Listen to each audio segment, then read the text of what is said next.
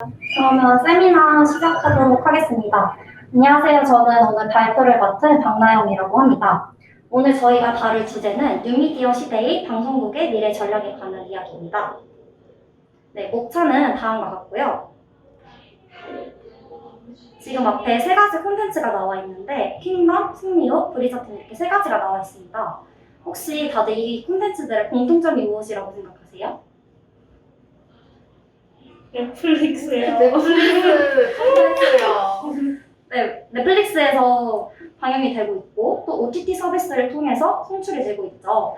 그 다음에 인기가 많은 콘텐츠이기도 합니다. 이처럼 요즘 인기 있는 콘텐츠들은 대부분 OTT 서비스를 통해 생산되고 있습니다. 초기 OTT 서비스는 셋톱박스와 같은 단말기를 통해 TV 수상기로 볼 수 있는 인터넷 기반의 동영상 서비스를 의미했습니다. 하지만 현재는 TV 수상기뿐만 아니라 PC, 태블릿, 스마트폰 등 다양한 단말기들이 동영상을 소비하는 매개체가 되면서 OTT 서비스는 셋톱박스의 유무를 떠나 모든 인터넷 기반의 동영상 콘텐츠를 포괄하는 의미로 쓰이고 있습니다. 그래서 대표적인 OTT 서비스는 넷플릭스, 유튜브, 왓챠, 인스타그램, 페이스북이 있는데요. 이에 OTT 서비스의 종류를 나눠보자면 이렇게 세 가지로 나눌 수 있는데요. AVOD처럼 돈을 지불하지 않고 광고를 통해 콘텐츠를 시청하는 유튜브가 있고요. 그 다음에 구독료를 내고 콘텐츠를 시청하는 OTT 플랫폼인 SVOD, 콘텐츠를 단품씩 결제해 콘텐츠를 소비하는 플랫폼인 TVOD가 있습니다. 이처럼 많은 OTT 서비스 기업이 등장하게 됨에 따라 OTT 기업들은 소비자를 많이 유입시키기 위해 다양한 연령대의 욕구를 세분화하여 그들을 겨냥해 다양한 콘텐츠를 제공하고 있습니다. 예를 들어 TV의 경우 아이돌을 좋아하는 팬을 타겟팅해 가수별로 영상을 나누어 제공하고 있습니다. 유튜브를 통해 볼 수도 있지만 조금 더 좋은 화질을 원하는 시청자들은 티빙을 통해서 볼 수 있겠죠? 또한 왓챠의 경우 넷플릭스에 샤베점을 두기 위해서 독립영화나 예술영화를 많이 도입하고 있기도 합니다. 특히 소수자 관련된 영화가 많기도 하는데요. 그래서 왓챠는 카테고리에 퀴어를 위한 영화 이렇게 적시하기도 합니다. 이를 바로 니치 콘텐츠라고 부르는데요. 이는 특정 시청자들을 타겟으로 하는 세분화된 카테고리의 콘텐츠를 가리킵니다. 기존 TV 채널에서 볼 수 없는 독특한 콘텐츠로 OTT 서비스는 콘텐츠 가입자를 확보하고 더 넓은 콘텐츠를 유인하여 고정 시청자층을 형성하는 락인 전략을 구사하기도 합니다. 실제로 미국 스포츠 전문 OTT 플랫폼이었던 파나틱스는 NFL, NBA 등 스포츠 중계에 집중했다가 이후 뉴스, 엔터테인먼트 등으로 채널을 확대하는 데 성공하기도 했습니다. 다양한 형태의 미디어가 등장하게 되면서 시청자들은 콘텐츠 소비 패턴도 변화하게 되었습니다. 여러분들은 혹시 콘텐츠를 어떻게 즐기시나요? 저희는 현재 계속해서 콘텐츠를 보는 선형적 TV 시청은 거의 하지 않고 있는데요. 한 연구에 따르면 정해진 시간에 특정 채널을 보는 전통적인 방식의 선형적인 시청은 수년간 약 4%로 하락하고 있다고 합니다. 또한 TV 선형적인 방식으로 TV를 이용하는 밀레니얼 세대의 경우 10.6%에 지나지 않는데요. 몰아보기, 다시 보기, 이어보기, 잘라보기 등의 다양한 새로운 콘텐츠 소비 패턴이 나타나게 된 것이죠. 그래서 등장하게 된 용어가 있습니다. 바로 코드 커팅이라는 단어인데요. 혹시 코드 커팅이라는 단어 들어보신 적 있으신가요? 아니요. 이는 인터넷 스트리밍 기술로 제공되는 콘텐츠를 소비하고자 케이블 TV나 위성 방송처럼 유선 기반 미디어 이용을 중단하는 것을 뜻하는 단어입니다. 이에 코드 커팅 유형에 따라서 미디어 소비자를 네 가지로 분류할 수 있는데요. 그 중에서도 코드 커터와 코드 네버의 수가 증가하고 있다고 합니다. 이는 바로 방송사의 위기와 직결된다고 할 수 있겠죠. 그래서 방송사의 위기로 넘어가 보자면 먼저 앞서 OTT 서비스를 계속 얘기를 했으니까 OTT부터 먼저 살펴보겠습니다. 먼저 OTT는 세 가지 특징이 있는데요. OTT 서비스는 월 10,000원 정도의 가격으로 무제한 콘텐츠를 제공합니다. OTT 서비스가 자체적으로 제작하는 오리지널 콘텐츠뿐만 아니라 기존들의 영상이 합쳐져서 다양한 장르를 저희들이 볼 수 있겠죠. 영화관에서 12,000원을 내고 영화 한 편을 보는 것보다 소비의 측면에서 OTT 서비스를 이용하는 것은 분명 효율적입니다. 소득보다 OTT 서비스 가격은 현저히 낮은 수준이기 때문에 소비자들은 과감히 OTT 서비스를 선택할 수 있습니다. 이러한 이유로 OTT 서비스 시장의 수요가 증가했고, 특히 필터 버블의 효과로 사용자들의 선호를 AI가 분석해 그들의 취향에 맞는 콘텐츠를 추천하는 서비스를 제공하고 자유로운 가입과 해지가 가능하다는 점도 OTT의 장점이라고 볼 수 있습니다. 실제로 유료 방송 가입자의 연평균 증가율은 1.5%에 미치지만 OTT 가입자 연평균의 증가율은 13.4%에 이르고 있습니다. 월등히 차이가 나오고 있는데요. 또한 대표적인 방송사의 2019년도까지의 매출 영업이익 추이에 관한 자료인데요. 최근 매출에 관한 난이도가 없어서 이를 가져오게 되었습니다. 코로나 이전 2019년도까지도 보시면 MBC의 경우 영업이익이 965억 원이 적자가 난 상황이었습니다. 방송 광고 매출 추이나 광고 매출 추이 역시 시간이 지남에 따라서 급격히 감소하는 것을 보일 수 있습니다.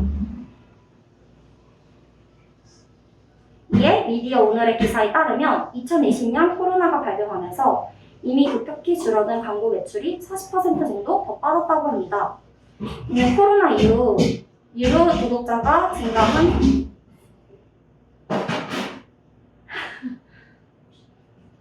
다시 하자면 이에 미디어 오늘의 기사에 따르면 2020년 코로나가 발병하면서 이미 급격히 줄어든 광고 매출이 40% 정도 더 빠졌다고 합니다. 이는 코로나 이후 유료 구독자가 증가한 넷플릭스와는 굉장히 다른 양상으로 볼 수 있는데요. TV 방송은 기업 광고에 의존하여 수익을 창출하는 구조를 띠는데 갈수록 TV 방송의 광고 효과가 하락하면서 광고 매출 또한 점차 하락하고 있는 것은 큰 문제라고 할 수 있습니다. 방송사의 재원 구조 자체도 방송시장이 구조적으로 성장하지 못하는 큰 이유인데요.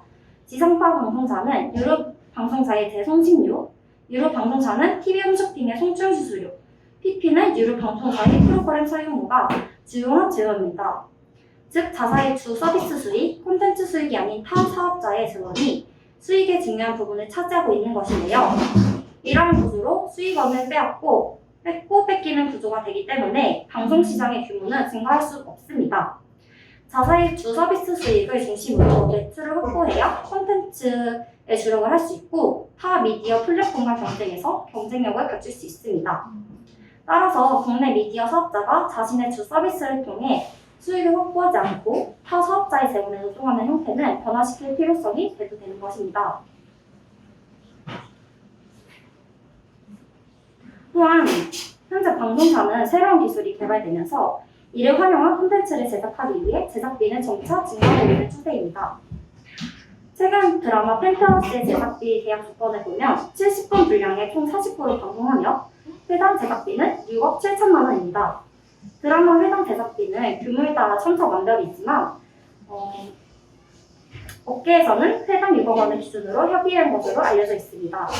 그러나 최근 제작을 발표한 두 건의 드라마는 해당 7억 원대의 제작비를 계약을 성사했다고 합니다.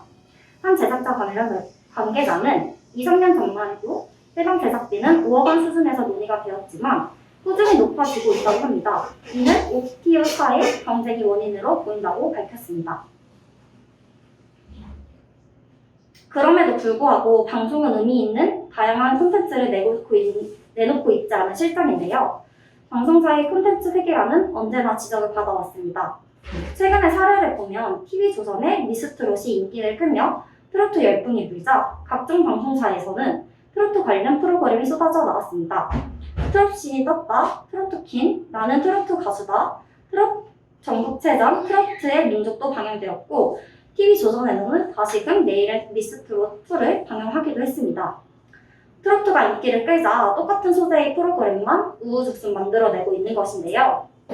이 같은 무분별한 따라하기 제작으로 인해 개성 있는 프로그램은 새롭게 등판하기 어려우며 시청자들은 쉽게 피로감을 느끼는 것입니다.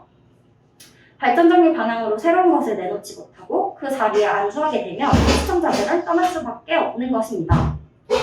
방송사에서 콘텐츠 회계화 양상이 두드러진 이유는 TV를 통해 방송을 보는 충성도 높은 시청자층이 고연령층이 되었기 때문인데요.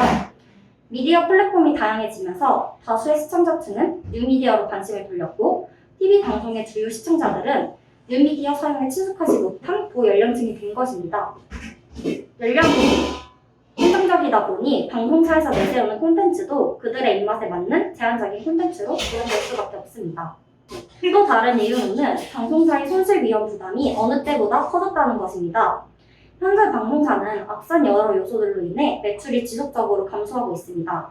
매년 적자를 기록하고 있는데요. 이에 반해 제작비는 증가하는 추세라 손해에 따른 위험이 굉장히 크게 증가한 것입니다.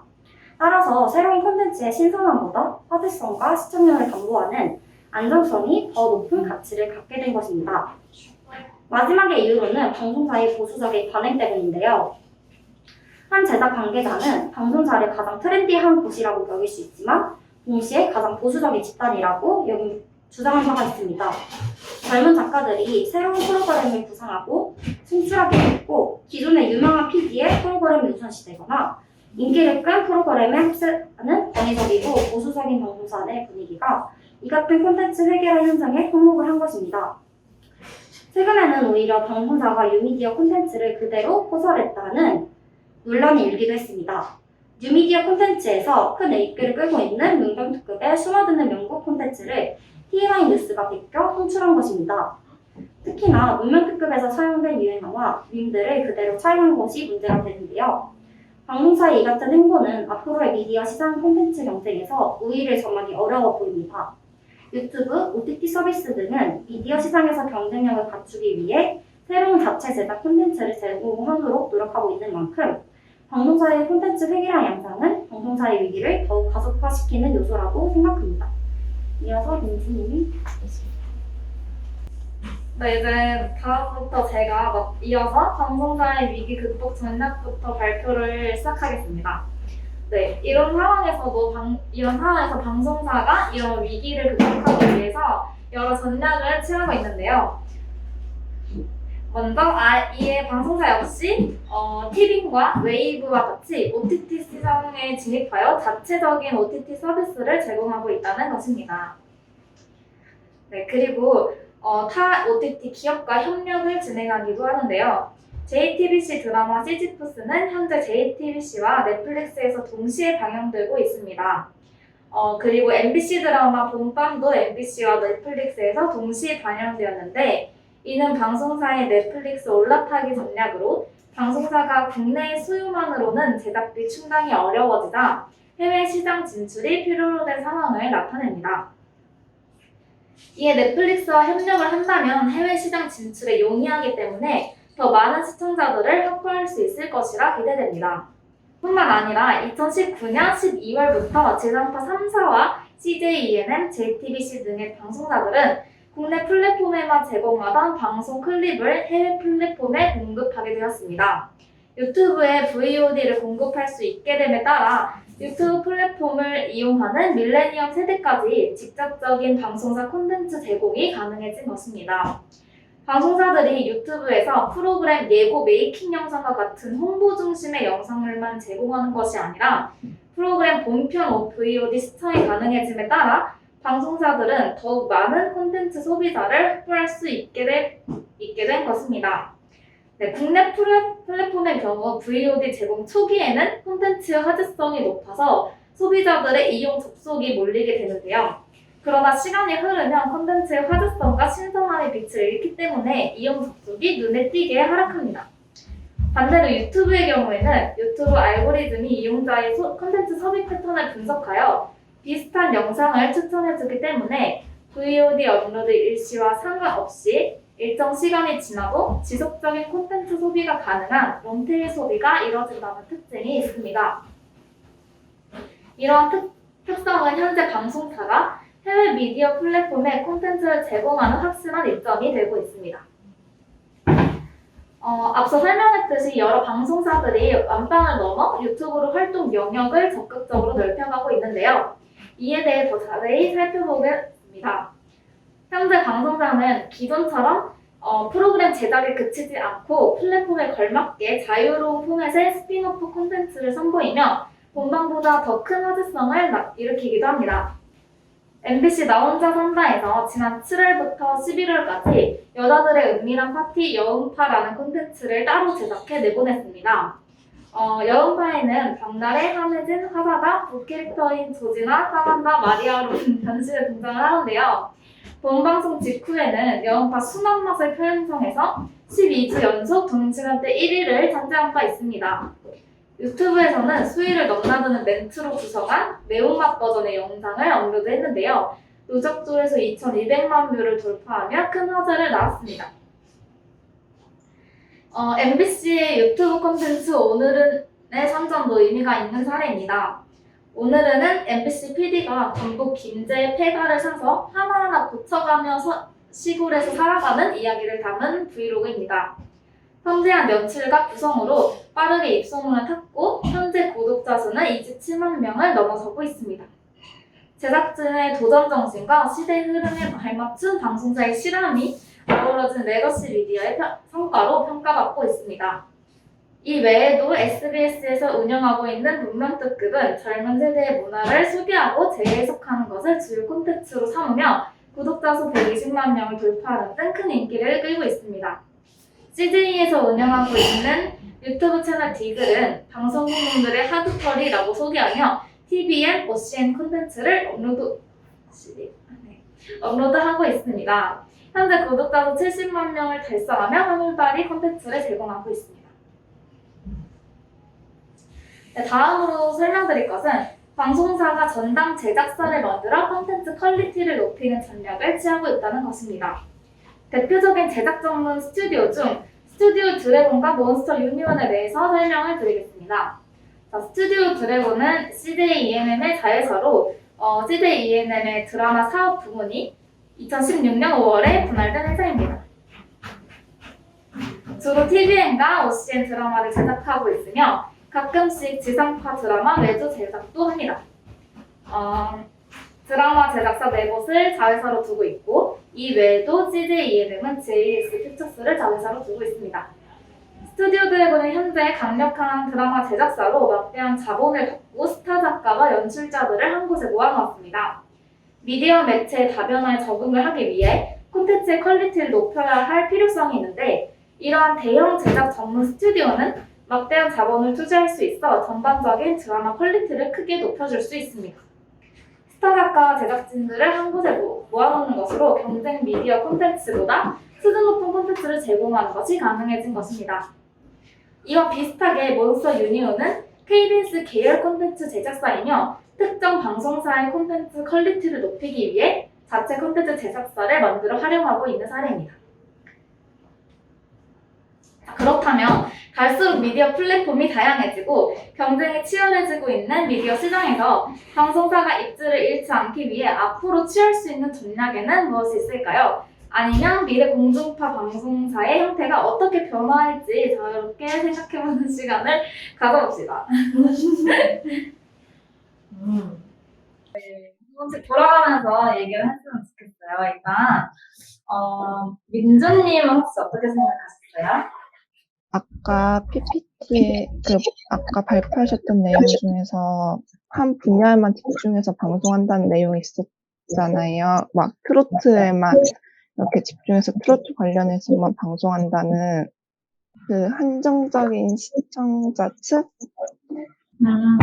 그거에 대해서 이제 요즘 트로트가 되시다 보니까 방송사에서 너무 트로트만 집중하잖아요. 그러니까 좀 더 다양한 시청자층을 위해서 다양한 분야의 방송을 만들어 제작해야지 사람들도 TV를 더 많이 시청할 것 같다는 생각했습니다.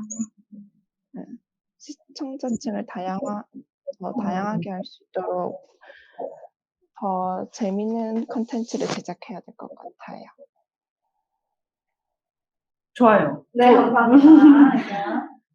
저도 이제 TV를 원래 엄청 좋아했는데 안 보게 된 이유가 너무 그러니까 제 입장에는 좀 길어지더라고요, 그게. 그래서 뭐죠? 요거추 기반 이런 것처럼 뭔가 30분 정도 되는 거는 좀 집중해서 보기 쉬운데 예능이 이제 30분이 넘어가면 좀 각 잡고 봐야 되고 하는 느낌이 있어서 좀 더 어린 친구들이라고 해야 되나요? 저희 나이대 타겟팅을 한 좀 그런 콘텐츠가 많이 나왔으면 좋겠다는 생각이 드네요. 네. 누구? 그리고 또 다은님인가? 네, 다은님. 다은님은 어떻게 생각하세요?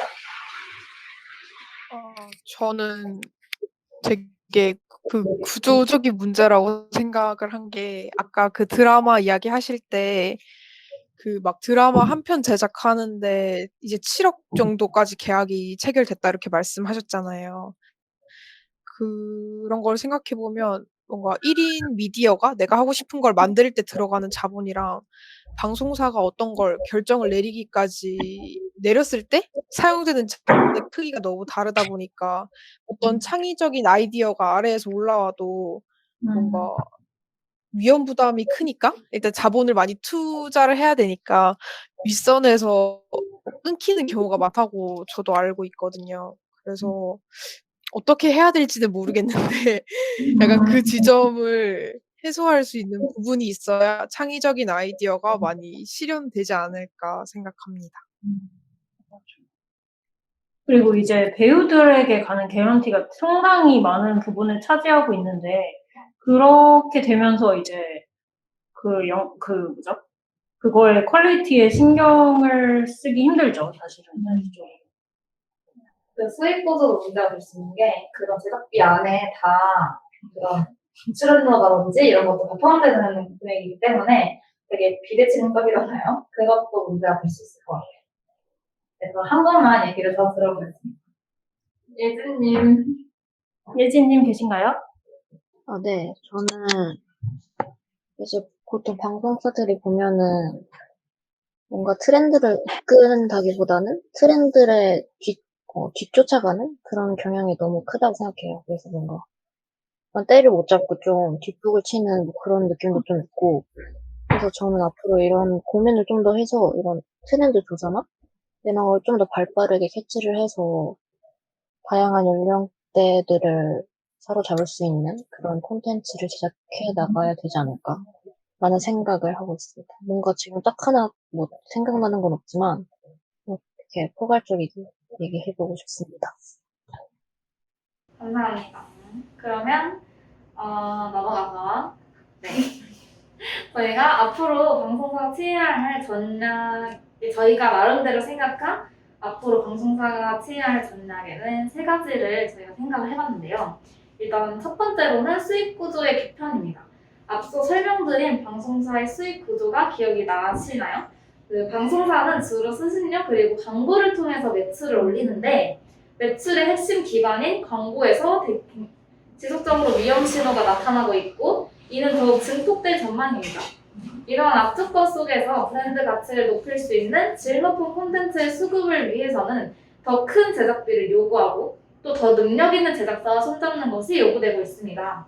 이는 기존의 경직된 비용 구조를 벗어나는 것을 통해서만 가능하다고 생각합니다. 방송사의 수치 구조와 광고 매출에만 의존하는 형태를 과감히 손보아서 콘텐츠 자체만으로 수익을 낼 수 있는 구조를 새롭게 만들어야 합니다. 두 번째로는 TV 방송사 고유의 장점을 부각한다는 것이 있습니다. TV 방송사는 공공의 이익이 되고 보편적인 서비스를 제공한다는 타 미디어 플랫폼과 차별화된 특징을 가지고 있습니다. 또한 사회적으로 신뢰받는 기관이며 시사 문제를 다룰 때 큰 사회적 영향력을 갖추고 있습니다. 그러므로 이러한 TV 방송만이 갖는 이점을 더 극대화하는 콘텐츠의 제공, 브랜드 마케팅이 필요하다고 생각합니다. 네, 세 번째로는 콘텐츠 회사로의 전향이 있는데요. 현재 TV 방송사는 미디어 플랫폼으로서의 힘이 약화되고 있는 상황입니다. 따라서 이를 극복하기 위해 뉴스나 시사, 교양 프로그램을 제외한 예능, 드라마 등과 같은 콘텐츠를 외주로 받는 형식의 부분적 콘텐츠 회사로서의 전향이 필요하다는 생각이 들었습니다.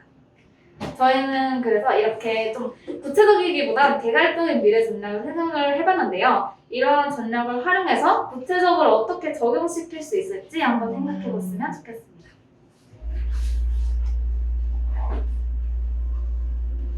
일단 생각할 시간을 드릴게요. 네, 생각할 시간 드리고 제가 또 앞서 말씀 안 하신 분들 중에서 한번 질문을 들어볼게요. 저는 그냥 머리를 스쳐 지나가는 게 그 OTT나 그런 비공식적인 그 방송사가 아닌 곳에서 콘텐츠를 낼 때 가장 좋은 점이 필터링이 없다? 좀 필터링이 적다. 제한이 좀 적은 게 이제 하나의 매력이라고 생각을 하는데요. 네. 좀 너무 보수적인 성향을 많이 입히는 게 아닌가. 그리고 그런 게 그 나이 드신 분한테 좀 많이 노출이 되면서 더 보수적으로 그냥 그렇게 뭐죠? 그냥 똑같이 그렇게 보수적인 채로 계속 흘러가는 것 같은데 그런 부분을 좀 개편을 하면 조금 더 매력이 있지 않을까 그렇게 생각을 합니다. 네. 개인적으로 제가 조금 더 생각했던 거는 이제 저희가 시사 뉴스를 분명히 그 TV 방송사에서 뉴스 채널이 항상 있고 그런 방송을 하지만 근데 되게 기사로 많이 접하잖아요. 뉴스 같은 거. 시사 문제를 기사로 접하거나 아니면 유튜브 영상으로 접하는데 그게 되게 가짜뉴스가 엄청 많고 그게 굉장히 그 큰 문제가 되고 있단 말이에요. 가짜뉴스나 뭐 이런 정보에 왜곡된 정보가 막 퍼지는 것이 굉장히 문제가 되고 있기 때문에 저는 그런 TV 방송사의 어떤 공공성을 좀 더 극대화하는 방법으로 그걸 가짜뉴스를 완전히 그런 것들을 넘어서서 되게 깨끗하고 되게 신뢰받는 그런 시사적인 거를 또 극대화시키면 사람들이 분명 보지 않을까 생각을 해요. 그리고 뉴욕타임즈 같은 경우도 그 당시에 언론에서 되게 자극적인 뉴스 이런 것만 쭉 다루고 되게 경쟁적으로 막 하다가 이제 뉴욕타임즈가 광고 같은 거 다 빼고 정말 그런 뉴스 딱 그것만 다루는 그런 매체로서 새로 등장을 해서 그게 되게 인기를 끌어서 지금 현재까지 와온 거란 말이에요. 그래서 TV 방송사에서도 그런 걸 좀 사용할 수 있지 않을까 생각을 했습니다. 맞아요. 그 자본을 가지고 할 수 있는 것들이 정말 무궁무진하잖아요. 거기서 이제 내세울 수 있는 게 뭔가 전문성 그런 네. 거라서 그거를 거기에다 투자를 좀 하면 괜찮지. 더 잘할 수 있는 거 투자를 더 하는 거죠. 네. 그러면 이건 제 생각이었고요. 이제 안 하셨던 분이 누가 있죠? 근데 제가 생각하기에는 저도 이번에서 약간 생각이 든 게 방송사가 할 수 있는 가장 큰 차별점은 오히려 필터가 있고 모두가 보는 공공적인 거라는 거? 그래서 세대 차이 같은 거를 모두 아우를 수 있는 거는 방송밖에 없다고 생각을 하거든요. 그래서 차라리 무해하고 서로가 뭐 하고 사는지를 알 수 있는 그런 콘텐츠를 만드는 게 약간 그런 걸 붙여줄 수 있는 접점이 방송이 아닌가 해서 그거를 더 살려보는 게 좋지 않을까 생각합니다.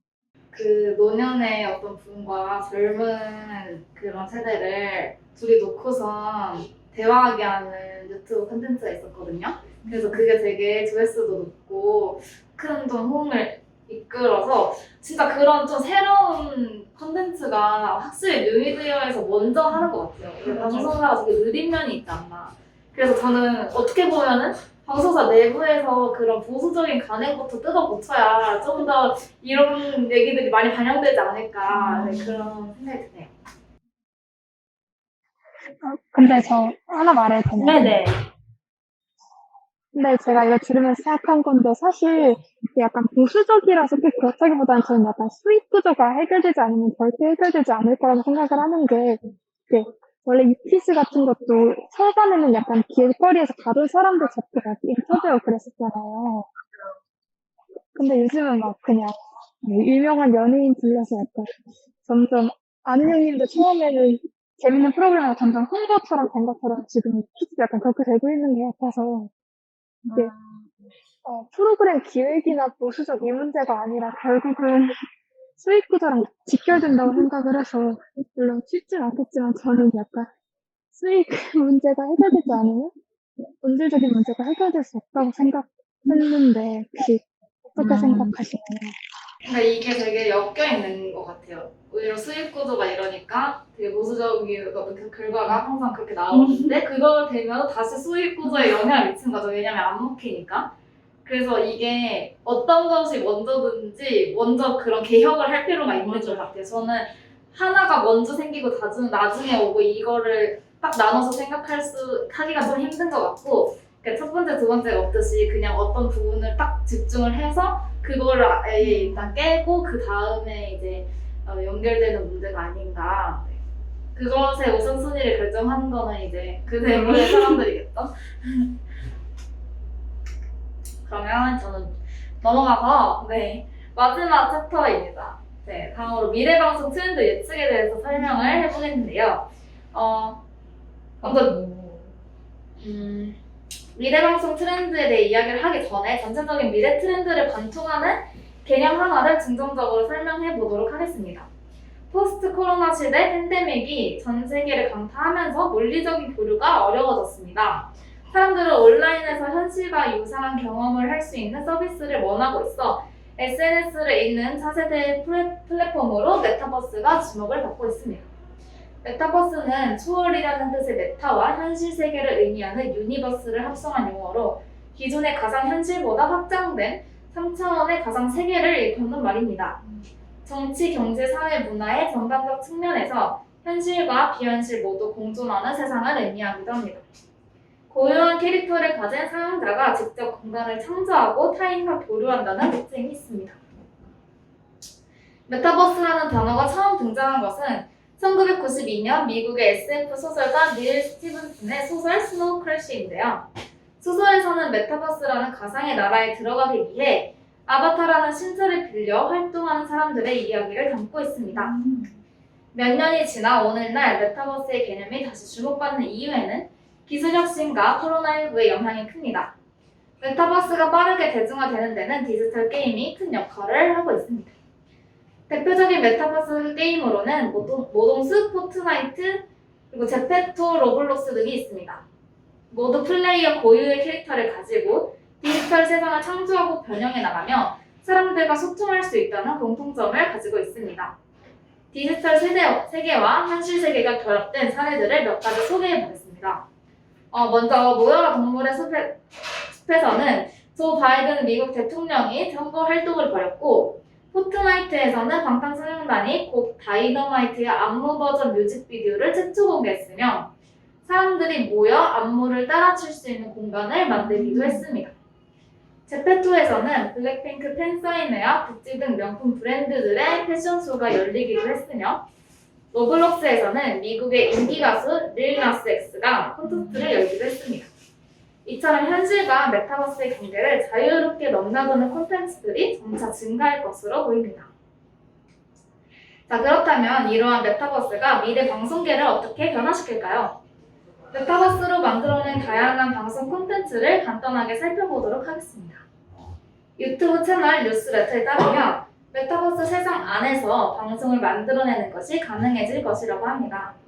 자신이 직접 메타버스 안에서 촬영장과 세트장을 만들고 다른 사람, 즉 캐릭터를 초대해 예능, 드라마, 음악방송, 인터뷰 등을 녹화해 촬영하는 것이죠. 창작자와 출연자의 인건비만 고려하면 되므로 비용과 자원이 절감되는 효과도 가져올 수 있습니다. 네, 여기까지 뉴미디어 시대 방송국의 미래 전략 발표를 들어주셔서 감사합니다.